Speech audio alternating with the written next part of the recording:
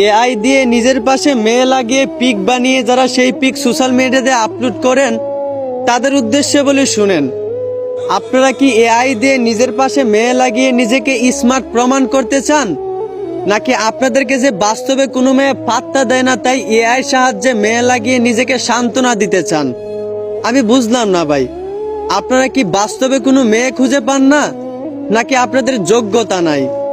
একটা কথা মনে রাখিয়েন, এআই দিয়ে নিজের পাশে মেয়ে লাগিয়ে সেই পিক সোশ্যাল মিডিয়াতে আপলোড করা এটা কোনো ভদ্র ছেলের কাজ হতে পারে না, হোক সেটা রিয়েল অথবা এআই। একজন ছেলে শুধু তার বউয়ের সাথে পিক তোলার অধিকার আছে, বাকি মেয়েদের সঙ্গে কিন্তু অনুমতি নাই। এবার হোক সেটা রিয়েল অথবা এআই।